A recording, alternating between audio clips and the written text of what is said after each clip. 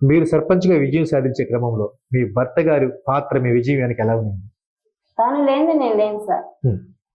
ఆయన ముందు అంటే మా మామగారు కరేట భాస్కరయ్య గారు కమ్యూనిస్ట్ నాయకుడు. ఈ రోజు ఈ గ్రామంలో బ్రాందీ షాప్ లేదంటే మామయ్య గారు ధర్నాలు చేసేసి ఇప్పుడైతే ప్రజెంట్ లేదు సార్ మాకు. అంతకుముందు ఉండింది బ్రాందీ షాపు. మద్యపానం పైన పోరాటం చేశారా?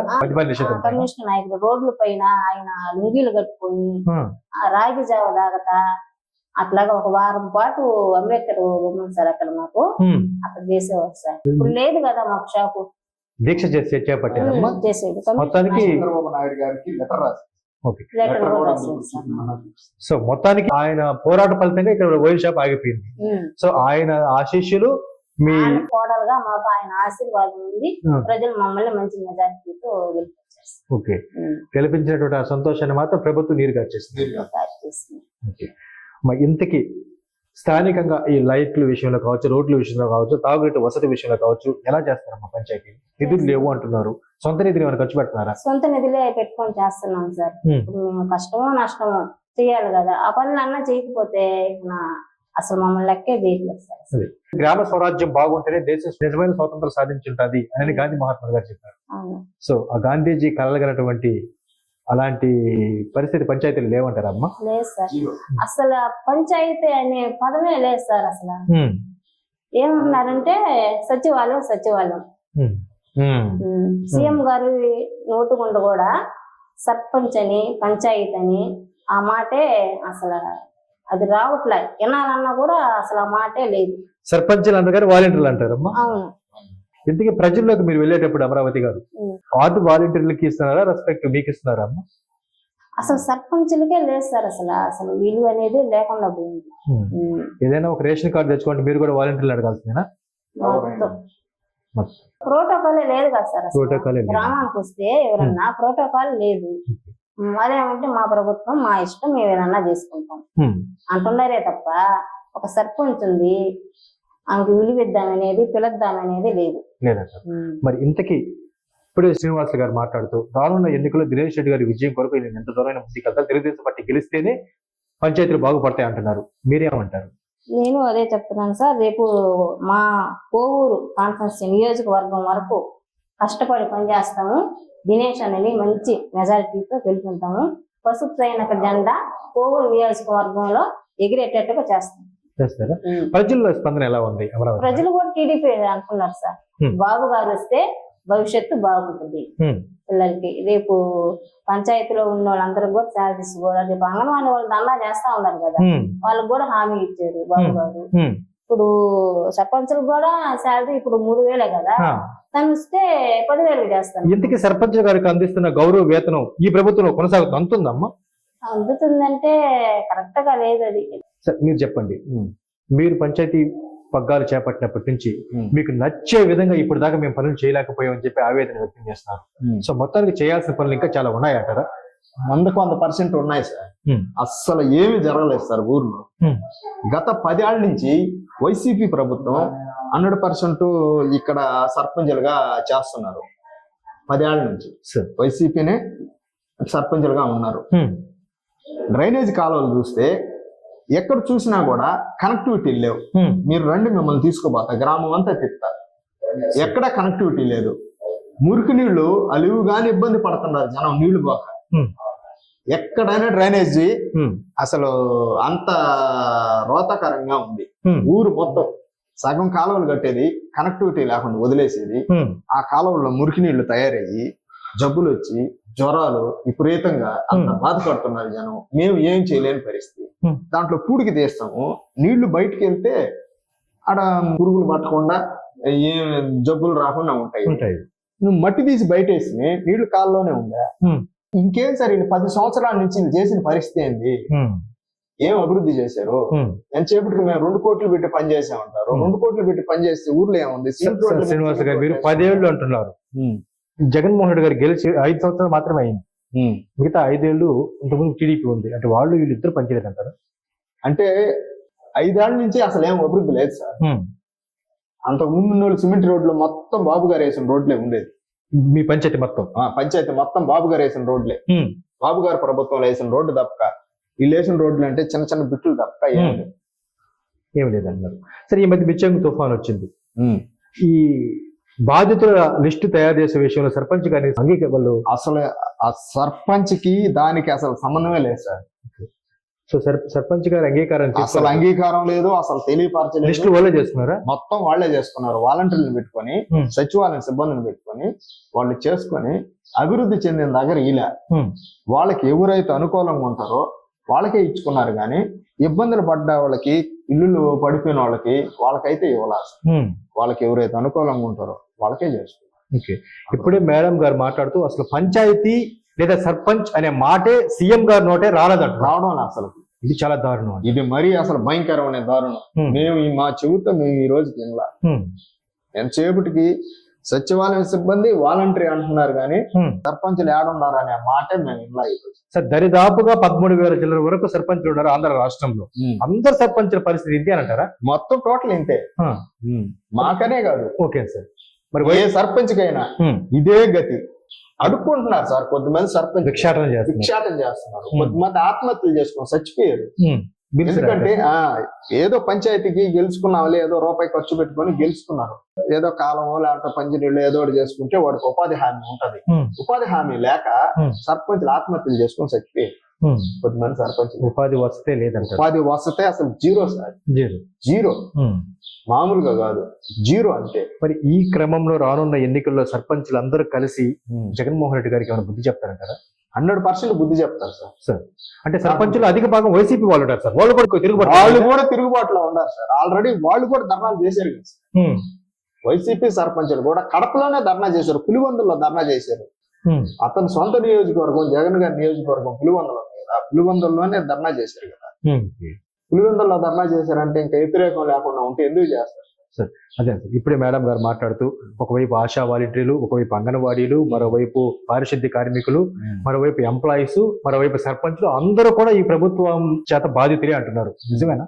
100% అంతే కదా సార్. మరి వీళ్ళందరూ రేపు వ్యతిరేకంగా జగన్మోహన్ రెడ్డి గారికి ఆయనకి వ్యతిరేకంగా ముందుకు వెళ్ళే అవకాశం సార్. ఏ గవర్నమెంట్ ఎంప్లాయీ అయినా సరే జగన్మోహన్ రెడ్డికి ఓటేసే పరిస్థితి లేదు. ఇది నగ్న సత్యమైన మాట. అందరిని ఇబ్బంది పెడుతున్నారు. జీతాలు ఎవరికి సరిగా రావడం, ఎవరికైనా జీతాలు వస్తున్నాయా కరెక్ట్ ఆయనకి ఇన్ టైంలో జీతాలు ఎవరికి రావకుండా. ఏపీడీసీ ఉంది కదా, వాళ్ళు కూడా ధర్నా చేస్తున్నారు జీతం రాలేదని. ఇప్పుడు అంగన్వాడీ వాళ్ళు ధర్నాలు చేస్తున్నారు, టీచర్లు మొన్నటిదాకా ధర్నాలు చేశారు. ఇవన్నీ జీతాలు ఎందుకు చేస్తారు సార్ వాళ్ళు?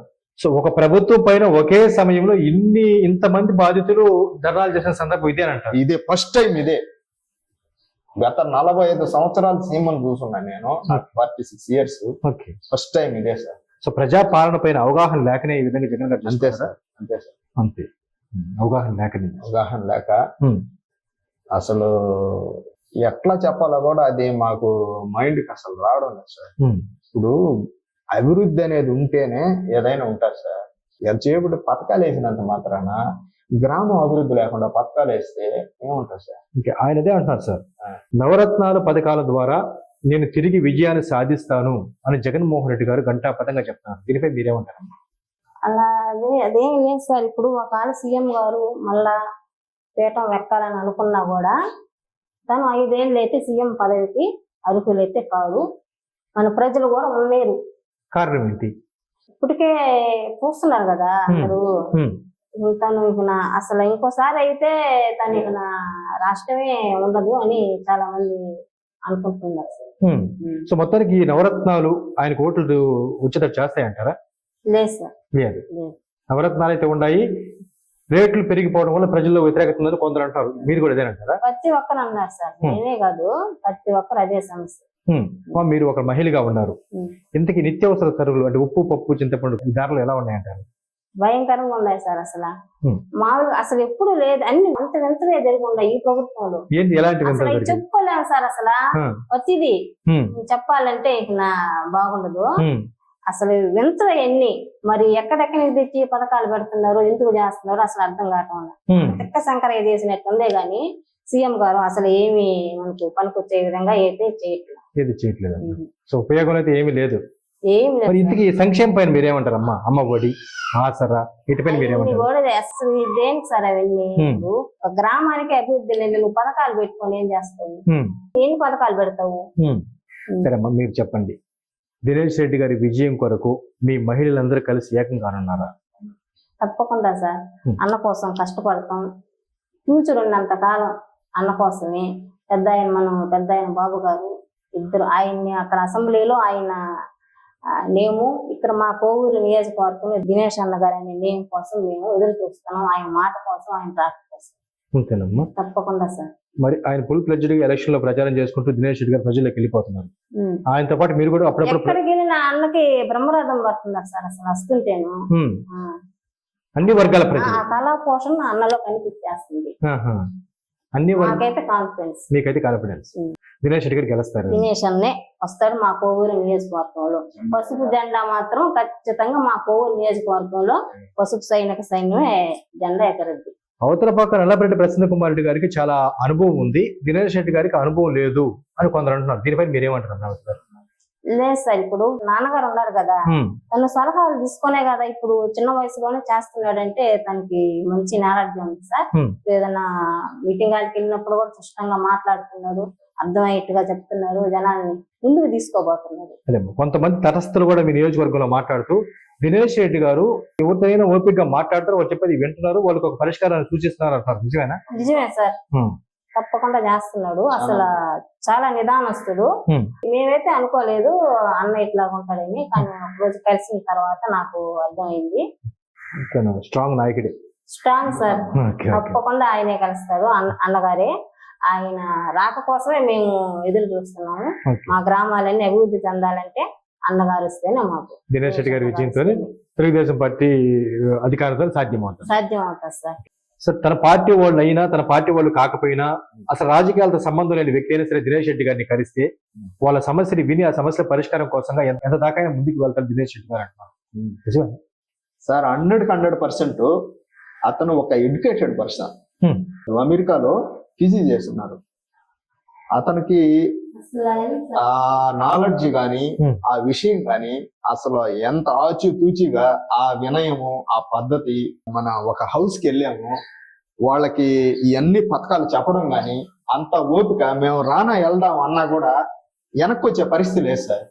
ప్రతి ఒక్కరికి, ప్రతి మహిళకి, ప్రతి ముసలోళ్ళకి, ప్రతి చిన్నపిల్లలకి అతి ఒక కంటో పాఠంగా చెప్పడము అసలు మాకే ఆశ్చర్యకరంగా ఉంటుంది.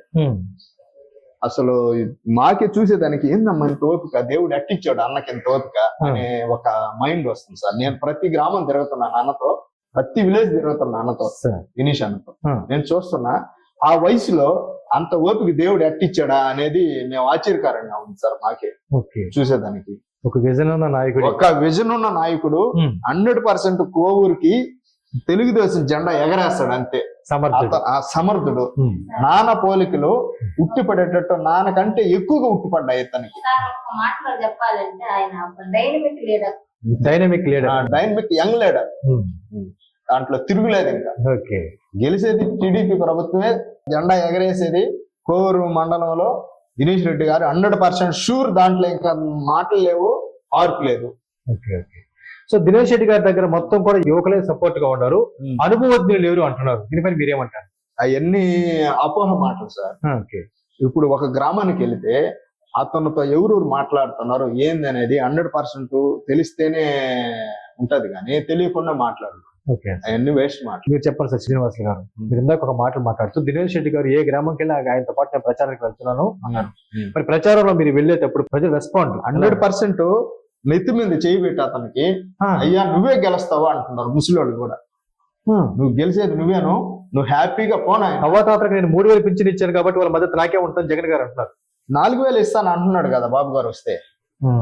ఇప్పుడు బాబు గారు ఒకనొక టైంలో పింఛన్ 1500 నుంచి 2000 ఒక్కసారి చేశాడు. 200 నుంచి 2000 200 నుంచి 2000 చేశాడు. ఈ ప్రభుత్వం అది లేదు కదా, 3 విడతలు 4 విడతలుగా చేశాడు కదా, అది రాంగే కదా. సో మొత్తానికి దినేష్ రెడ్డి గారికి అయితే ప్రజల ఆశీర్వాదం బాగుంది. 100% కోవూరు నియోజకవర్గంలో దినేష్ రెడ్డి గారికి అమితమైన ఆశీర్వాదాలు ఉన్నాయి. ముసలోళ్ళు గాని పెద్దోళ్ళు గాని ఎవరైనా కూడా 100% గెలవబోయేది దినేష్ రెడ్డి, జెండా ఎగరైపోయేది దినేష్ రెడ్డి. తెలుగుదేశం జెండా ఎగరేస్తాడు అంతే. ఇంతకీ దినేష్ రెడ్డి గారిలో మీకు నచ్చినటువంటి ఆ రాజకీయ లక్షణం ఏంటి సార్? అతను ఓపిక, అతను సహనము, అతను మాట, మనిషిని జారదీసే చొరవ.